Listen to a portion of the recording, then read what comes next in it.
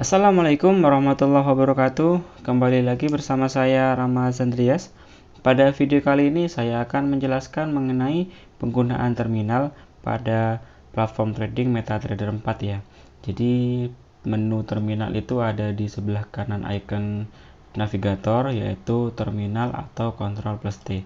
Nah, dia akan menampilkan menu baru di sini yang terdiri dari banyak sekali menu kecil di sini ya. Nah, pada bagian trade di situ nanti akan menampilkan transaksi kita, baik yang pending order maupun yang berjalan. Kemudian exposure adalah transaksi kita yang sedang berjalan atau running di market. Account historis yaitu nanti di sini akan terdapat historis ya, historis dari transaksi kita yang sudah tertutup. News di sini ada berita-berita, bisa dicoba nanti baca sendiri satu persatu bagi yang paham bahasa Inggris, atau mungkin bisa juga ditranslate ya.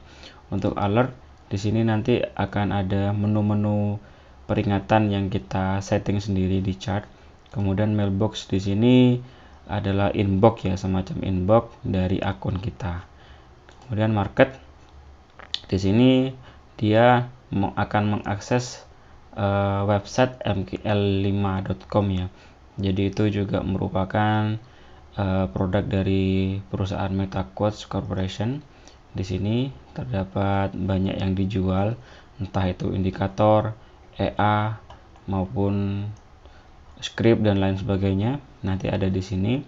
Kemudian signal di sini adalah untuk menu copy trade khusus dari mkl5.com ya. Jadi signal di sini adalah copy trade lintas broker. Jadi broker apapun bisa disesuaikan nanti di sini. Ini juga ada aksesnya nanti di website mkl5.com. Kemudian artikel di sini bacaan-bacaan. Kode base di sini juga sama ya, semacam koleksi, semacam review, juga ada rating dari entah itu indikator, expert advisor maupun yang lainnya. Kemudian di sini ada yang khusus expert. Di sini nanti juga akan muncul penggunaan expert advisor ya. Dan di sini adalah jurnal, dalam artian jurnal yang ada di ini penggunaan MT4 kita. Jadi mulai dari login, nanti ada logout, entah nanti ada signal atau apa di sini akan muncul di sini. Untuk video kali ini saya akan membahas poin-poin yang penting saja ya. Jadi dimulai dari trade itu adalah menu dimana menampilkan transaksi kita. Oke, saya coba menggunakan akun demo. Jadi biar bisa dicoba semuanya. Di sini saya akan langsung sell. Oke, di situ dia akan muncul ya. Order ini adalah nomor kontrak transaksi kita. Ini adalah tanggal. Ini tipe buy ataupun sell. Bisa kita coba langsung dengan buy ya. Nah, di sini bisa cek ya. Beda nomor transaksinya. Di sini adalah semacam KTP untuk setiap transaksinya. Di sini ada tanggal dia open posisi. Ini tipenya, ada buy, ada sell. Dan di sini adalah ukuran lotnya. Size adalah volume perdagangan. Yaitu di sini saya buy dan sell 0,01 lot. Untuk simbol adalah pairnya. Jadi nanti akan muncul, misalkan kita coba open posisi di yang lain. Dia juga akan muncul di sini pair apa yang kita transaksikan. Di sini adalah price, yaitu harga entry kita, harga open posisi kita. Di sini menampilkan letak harga stop loss kita ada di harga berapa. Sedangkan yang ini adalah take profit. Jadi misalkan kita meletakkan take profit, dia akan muncul di sini. Kemudian price yaitu harga saat ini. Commission, swap ini tergantung broker ada atau enggak. Nah, kemudian yang ada di sini profit kadang juga ya, ini adalah dalam artian begini. Menu ini adalah informasi estimasi perkiraan ketika kita melikuidasi order ini dia pada keuntungan atau kerugian. Nah, jadi jangan salah tafsir ya untuk memahami bagian ini, bagian floating ini yang biasa kita sebut floating. Jadi dia di sini akan menampilkan estimasi nih. Kira-kira kalau transaksi yang saya punya saat ini dengan ID ini, kira-kira kalau dijual kembali atau dilikuidasi dengan harga terbaru, itu kira-kira kerugian atau keuntungannya berapa. Nah, di situ akan diinformasikan di sini. Jadi adalah sekedar informasi. Jadi seperti halnya kita punya sapi ditaksir 10 juta nih. Nah, ketika kita sudah sampai pasar, belum tentu harganya pasti 10 juta. Di situ nanti kemungkinan besar akan ada selisih. Sama seperti ini, ketika kita klik close ya, di sini sudah ada estimasi profit, saya akan close. Ini di I accept ya, jadi andai kata nanti kita butuh pergerakan yang cepat, kita butuh eksekusi yang cepat, di sini kita checklist. Oke. Jadi tinggal ini profit sekitar sekian. Oke, nggak apa-apa. Misalkan kita nyatakan cukup, kita langsung close. Nah, di situ belum tentu akan sama ketika kita klik ya. Untuk masalah balance, equity, margin, dan lain sebagainya akan saya jelaskan pada video selanjutnya, dan juga lebih jelasnya mengenai floating ini, bagaimana perhitungannya ini, pergerakan ini akan saya jelaskan pada video selanjutnya ya. Nah, kemudian ketika transaksi kita sudah tutup, itu sama dengan ketika kita menjual kembali ya. Jadi open posisi itu sama halnya ketika kita kulak, entah itu sell, entah itu buy, itu sebetulnya sama kulak ya. Ketika kita tutup posisi itu sama halnya dengan menjual kembali. Untuk jelasnya kenapa sell mengharapkan turun sedangkan buy mengharapkan naik, itu juga ada di video selanjutnya. Pantau terus channel YouTube saya, jangan lupa untuk subscribe ya. Jadi kalau saya sudah mengupload video ini, Anda akan mendapatkan notifikasinya. Ya, kembali lagi ke masalah ini. Transaksi yang tertutup dia akan muncul di account historis. Nah, dia sudah tidak bergerak lagi. Dia sudah tidak floating lagi. Ini sudah dinyatakan fix. Dia sudah mengalami profit 0, sekian. Dia profit sekian. Kemudian bisa cek di saldo terbaru, balance sudah menambah ya.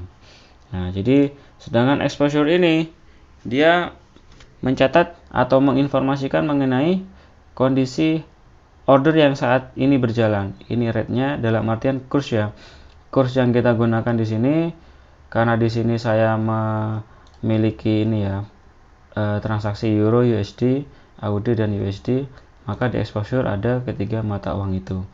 Jadi transaksi itu dari saldo kita nanti ditambahkan dengan saldo broker, karena kita menggunakan leverage ya, seperti yang saya jelaskan pada video sebelumnya.